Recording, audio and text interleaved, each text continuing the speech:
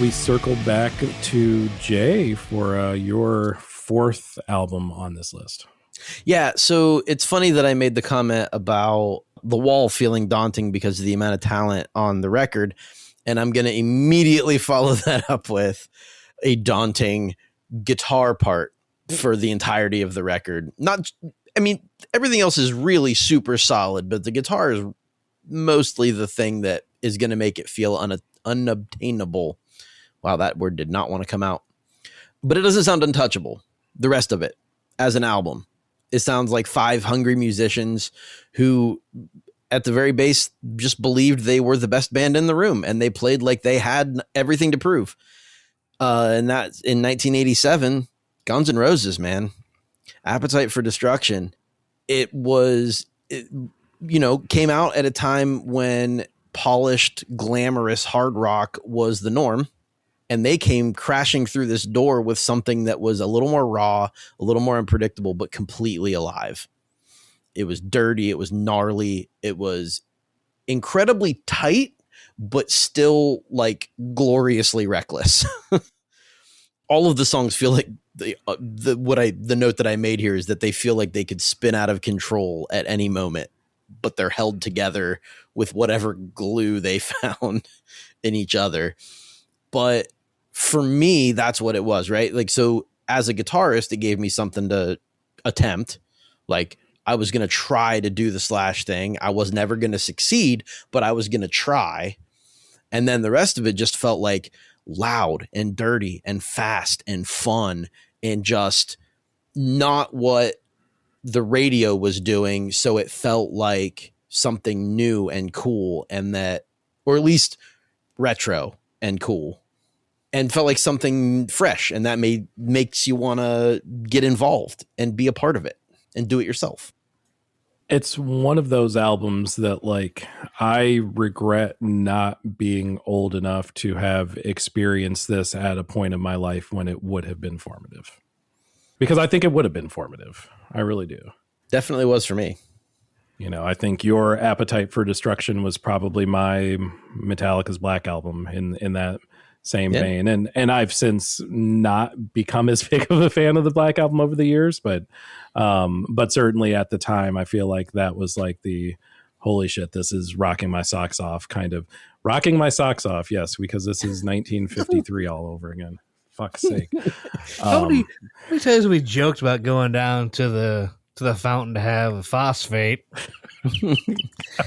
And here, once again, you set it up on the tee for us. Right there. It was. Yeah. I'll send you a mimeograph. Thank you. On the way to the sock hop. I appreciate that. No, it is like thinking for me, like I was mostly still listening to the stuff that my parents were listening to, but also I had older cousins that had gotten me into Metallica and Motorhead and stuff like that. But you know, my parents were really into radio rock at the time too. So all the Def Leppards and the bigger hair stuff that was out at the time, Mr. Big and Winger. Yeah. Like just a Night Ranger, all of that stuff, and it's all good. Like there's, within reason, but there was all this, there's this umbrella, and then you've got this really like cool, just this more dangerous thing that as a young music listener, it was what launched me. I think this is probably the thing that started me wanting to play bass and drums. That is where I started, by the way, was those two instruments. And that's probably the one that I don't know that for sure. I was young enough that there's no way for me to know that. You said dangerous. Do you feel like it was one of those, I guess, forbidden fruits for lack of a better term? Not at Appetite for Destruction. So it wasn't until, GNR Lies actually was the next thing they dropped a year later. And that's the one where my parents actually started listening to the lyrics and they were like, no. We're shutting this down. Like, no. Right. You're listening like late at night with like your headphones, like it's just Christopher Cross. It's fine. Yeah. And honestly, GNR Lies wasn't even all that bad either. Like there's, I'm sure my mom heard like Patience and was fine with it, and then whatever came after that was not okay. Yeah. Yeah, that's definitely one of those that like you need to experience as a younger person to really get the full feel of it, I feel. Yeah. Well, maybe, but that whole album still holds up. Yeah. Oh, absolutely. For sure. I think it's pretty much full of some of my favorite GNR tracks. Mm-hmm. And they're not the ones, the big hits. They're not necessarily Parks on a Night Train, but we don't need to get into the details on why. But like Anything Goes, and it's so easy. Mm-hmm. Two absolute classics that don't get the recognition as much they deserve because they're also on the same record with Welcome to the Jungle and Sweet Child of Mine. Yeah. Again, but also don't sleep on Mr. Brownstone. It's got probably the best guitar part on the record. Agreed. Agreed. And I think that's the thing. Like, if you are trying to explain hard rock to someone, this would probably be a good record. Just listen to this front to back. Here's 12 songs. This will give you a really good idea of what that phrase means. Yeah, probably. Yeah, I'm still waiting I didn't think there was going to be a stinker in this particular list. There certainly we have been bereft of stinkers. And Dan, I feel like you're going to keep that non-stinker streak alive with your fourth pick. Well, I'm pretty sure you'll agree with me on this one.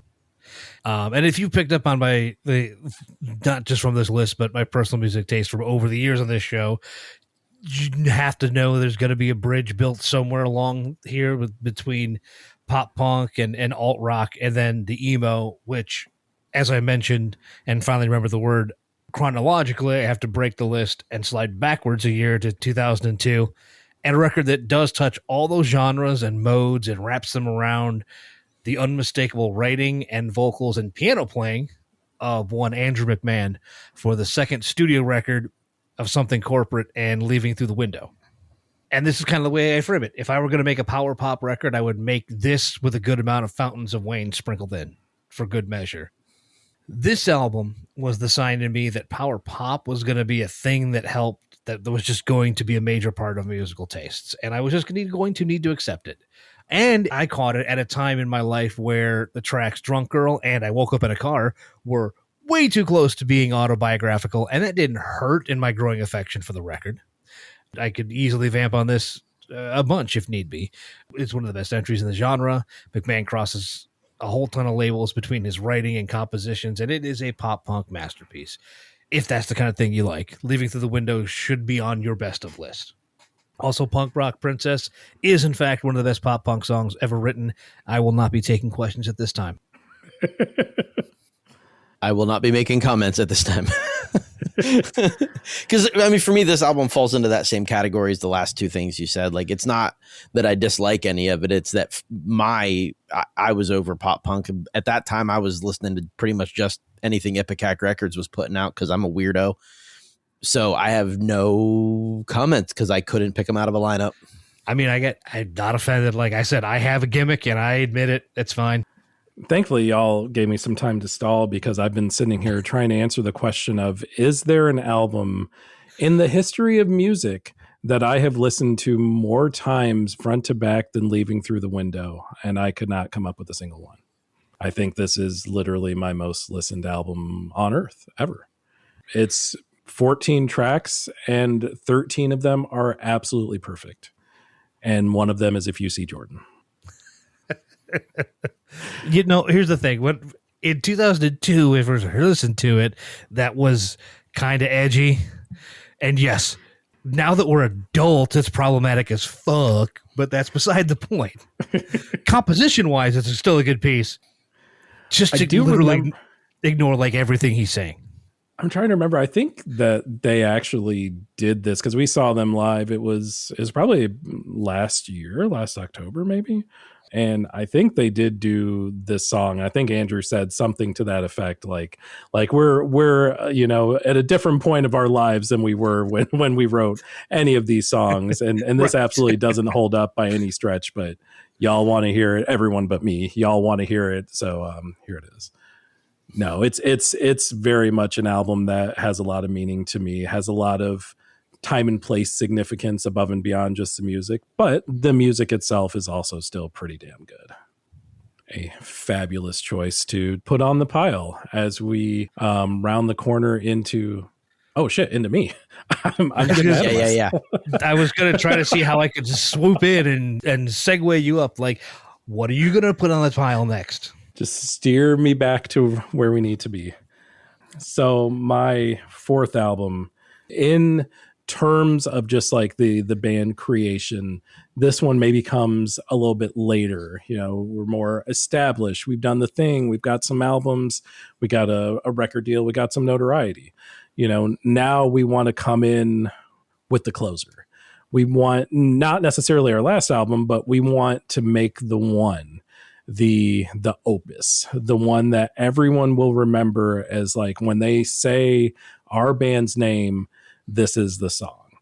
Something that, from where I sit, the benefit of that and the draw of that is something that will make people happy, something that people will want to listen to, something that will be entertaining, not just when it comes out, but, you know, in the years and decades after that. And that probably sounds a little pretentious, and perhaps it is a little pretentious, but I feel that that would be something that as a fictional musician, that would be really appealing to me. And in terms of that impact, you know, I go to sometime in the early 80s. I'd like 1979, I think specifically. I just put out a really, really great album in Off the Wall. And I'm like, you know, I can do better. I can absolutely do better than this. I can come out with perhaps the greatest album of all time. So again, if we're going to be, you know, going up to the stars, then why not aim for Thriller? I have to feel like Michael Jackson was in the studio and just knew when he was recording these songs. He just knew that like, this is the one.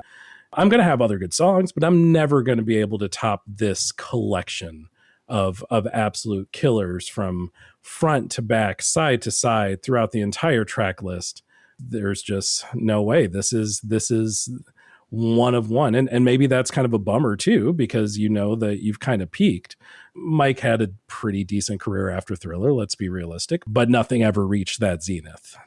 And yes, there is the omission of that dribble with Paul McCartney. We won't speak of that. It is the If You See Jordan of Thriller. But everything else, obviously, again, I don't have to say anything about this album that y'all don't already know. It is one of one. It is one of one. And I actually really enjoy that thing with Paul McCartney. God damn it. Yeah. I know, I'm the outlier there. I accept that. If I'm going to rank them 1 through 9, the Girl's Mine will be 9, but that's still 9 on, like you said, one of the greatest records of all time, of ever. Easily top 3. One can make an easy argument for number 1, because it is everything that you said and so much more, and a snapshot of 1982, and also timeless and masterfully written and masterfully put together, and Quincy Jones at his best as well, and a lot of other things that have been said praising this record. Yeah, shout out to Q too. That is a great point, that this is still a fantastic album, but without Quincy Jones, it is not stratospheric, 100%. And Michael himself, he toured on that record for 5 years. He didn't release another one until 87. So, well, when you don't have to, I mean, right. Yeah, like I said, that might be it for me. I might be like, yeah, we're packing it in, y'all. I'm just doing the one. I'm going to Waffle House. Y'all can do whatever you want. I don't even care. All right. So now, as I'm back on track to where we are in the show, we do get to our honorable mentions. If y'all have any, I only have a few. I didn't know if y'all had any, so I'll just, Jay, I'll throw it to you to see if you got any. I wrote down a couple things. You know, there's the ones that are more influential for my personal, and that's where in my honorable mentions, that's where I'm putting those. And I'll start with Rated R, like Queens of the Stone Age. That one was pretty hugely influential for me. as I started actually playing music on stage and stuff. Prior to that, Acid Bath and their album Pagan Terrors and Tactics. They only have 2 albums, so pick both of them. When the Kite String Pops and Pagan Terrors and Tactics, that hugely influential for me. I would also throw Korn, their self-titled album, and Follow the Leader, but mostly the self-titled album. And just everything else that I listened to that was super weird fell into that category. And then there's the ones that just largely influenced me as a young musician. So the obvious ones are Nevermind and 10 and the first Foo Fighters record, self-titled, and Blood Sugar Sex Magic, and the Rage Against the Machine self-titled record. I could keep going. Don't let us stop you. Enema by Tool, Stoner Witch by the Melvins. Like, I mean, honestly, like, there's just too many to actually list the artists and albums that made me want to be a musician, start a band, join a group with a whole bunch of other people. Of course, then there's the inevitable fallout of learning that dealing with other people blows. Facts. Which is where Oasis comes in. Now, with that list of albums that were influential to you as a musician, were there ones that were specifically influential in terms of the instruments? I know you'd mentioned a few of those in your top 5 so far. I didn't know if any of your honorable mentions would also be kind of in that category. For specific instruments? Yeah.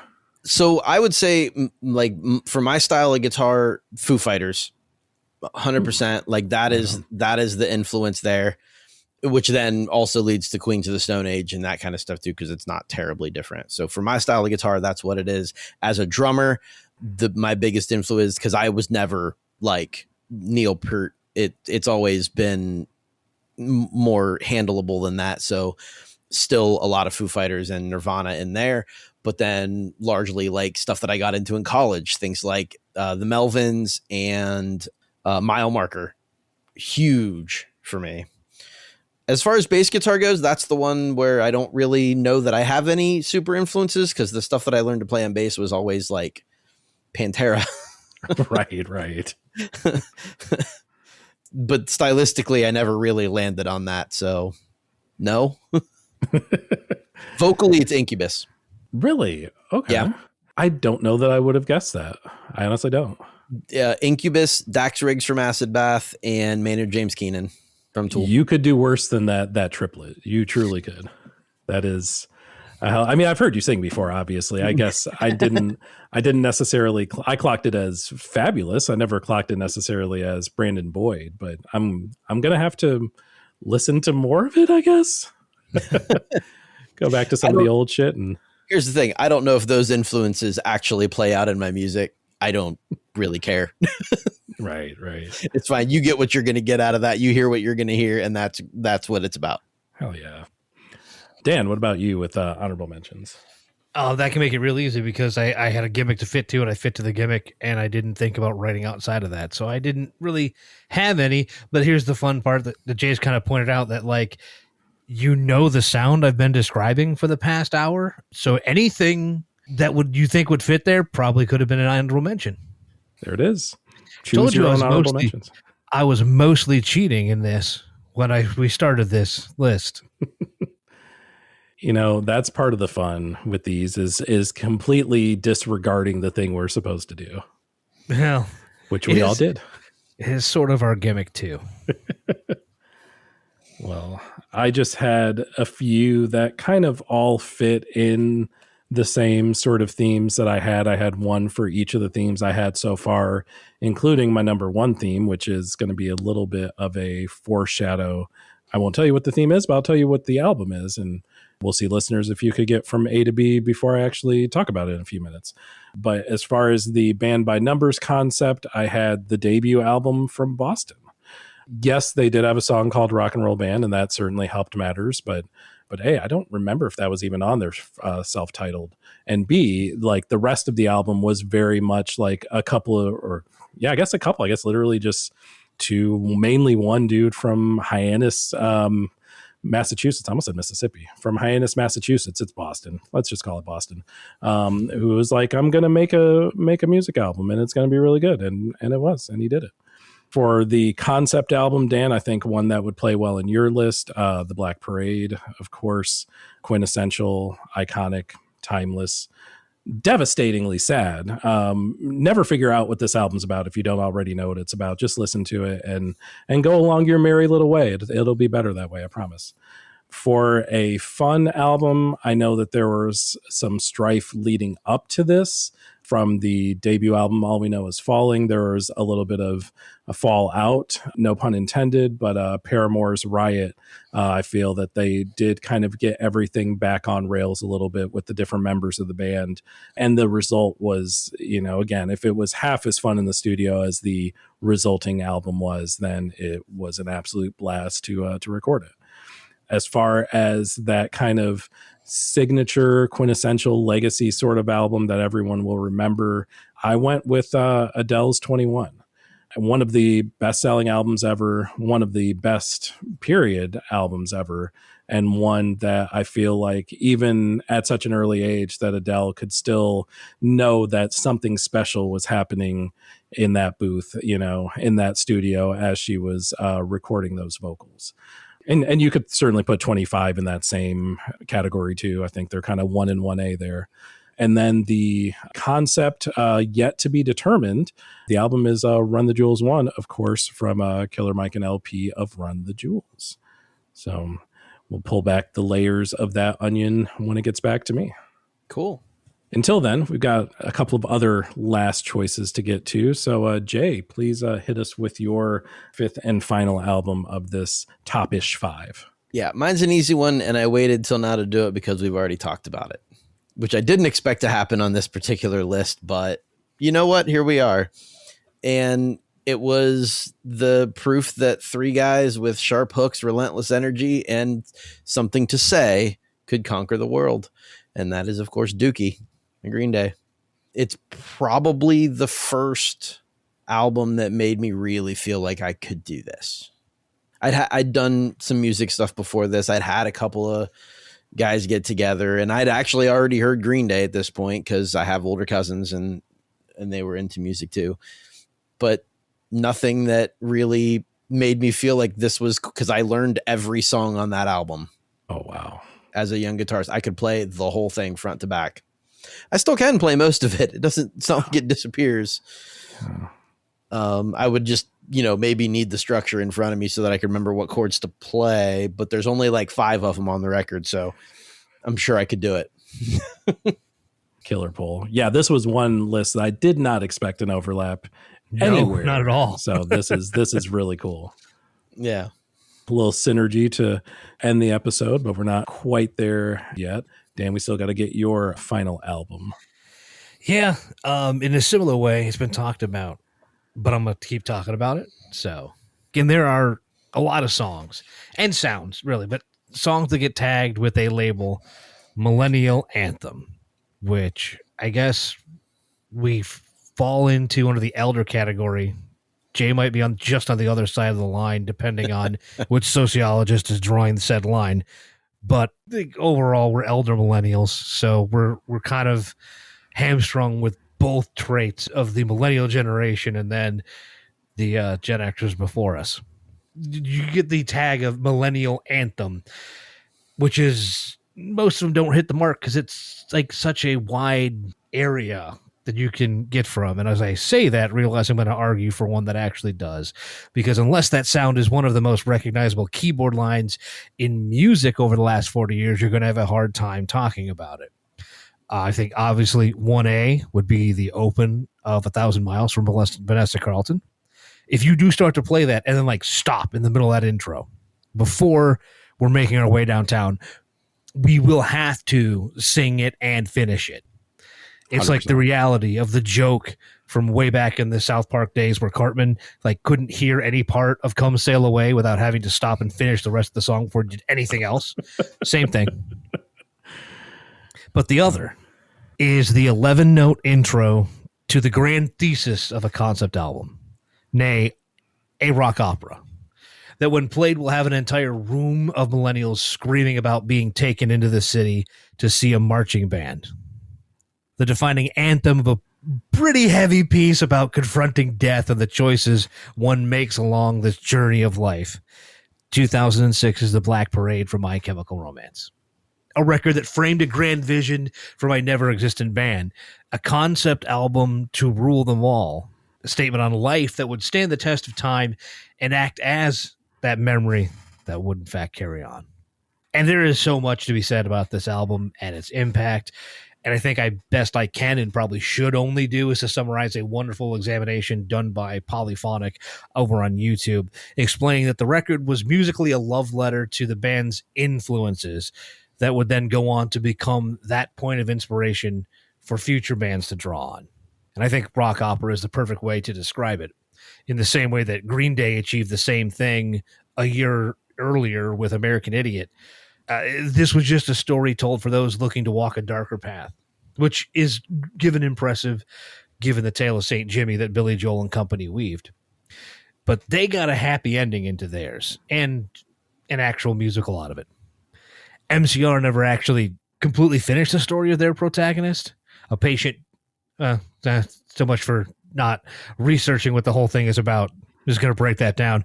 A patient dying of cancer at a way too early age, leaving the question, did they confront death and accept their premature fate, or rise to continue the fight towards a possible positive outcome and pensive changes for them as a person? There is a ton going on here. And maybe breaking that down is something I could do later on as a fun bit of blog writing. Well, not very fun. I'm probably going to drink heavily through it and need to.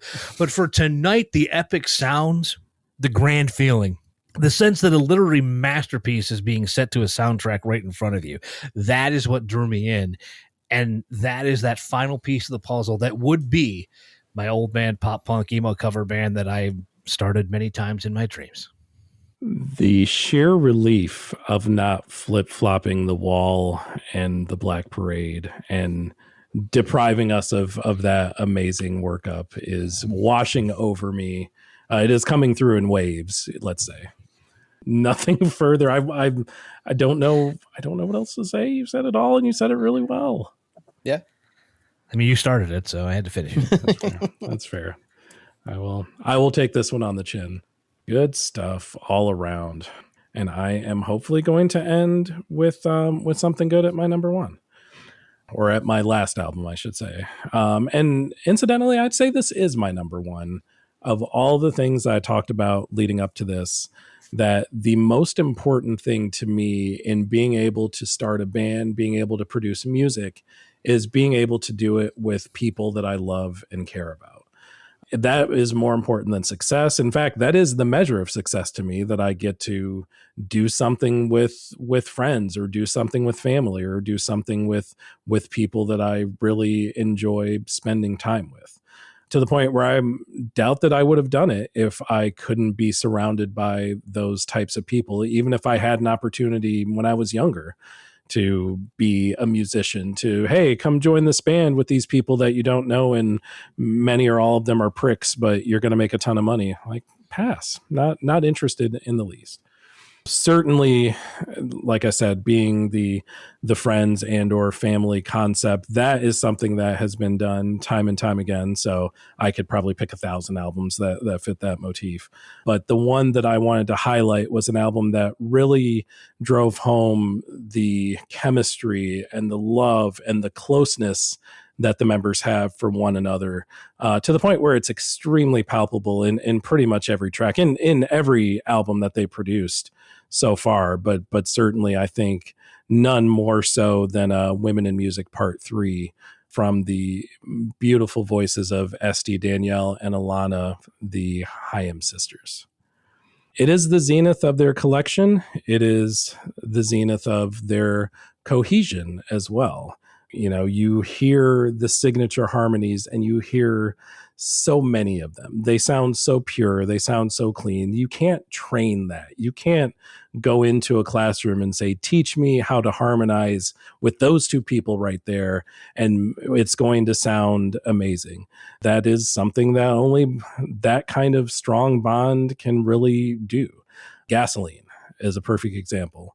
Leaning on You is another example. Listen to those two tracks. Just be absolutely immersed in the melodies, be immersed in the harmonies, be immersed in the fact that these are three individuals who are doing something that they love with someone that they love. And that's just such a beautiful thing. I think I'm getting a little sappy just thinking about that, but that would be the ultimate dream for me, would be to be able to make music with people that I love and care about. And maybe in a future where that happens, fingers crossed, that is exactly what I would get the opportunity to do. And if it is, then I am super, super stoked and thankful for it.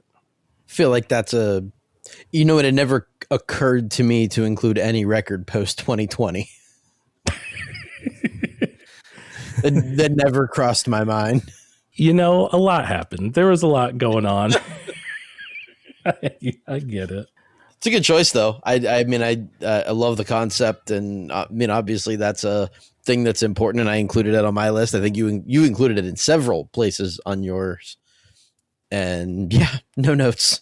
I unfortunately have to continue that sentiment because it's one of those that completely missed me back in 2020, and just doing some brief research, I feel like I've missed out on quite a bit, and I need to rectify that because your description is beyond a solid recommendation, way above and beyond it. And then he's seeing other critics rave about it as well. I'm like, all right, well, I'm just going to go ahead and add that to the playlist and push it to the top, because that needs to be, I need to change the fact that I missed this one because it was like right in the heart, put out right in the heart of the pandemic. Yeah.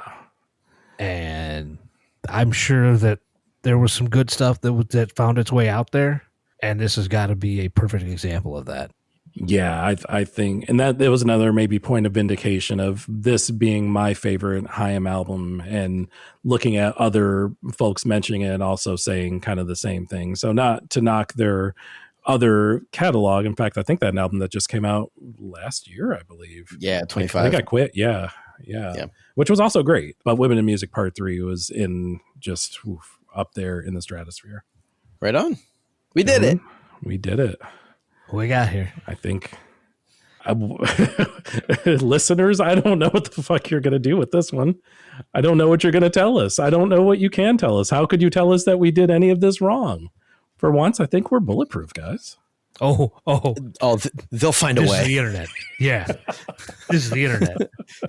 In fact, the simple fact that you claimed that your list cannot have a whole shot in it means that anyone who goes and checks out at Philly KickAss on Blue Sky, Instagram, Threads, or TikTok will specifically go out of their way to try to blow that out of the water.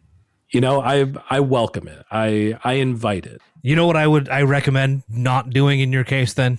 What's that? Don't read any of the emails that come into fairlykickass@gmail.com. That would be a bad idea if you really like your list as you put it together, or at least don't want to hear any criticism of said list. I will at least say that even getting shit on in an email will be better than like the SEO spam, which is the only emails that we're getting to that box right now. So it's an improvement. You're just asking for it now. I don't know what the hell how to help you. Like, great, we're the 20,078th podcast talking about musical lists on Spotify. I don't need you to help me get to the 10,078 SEO. I'm coming for you.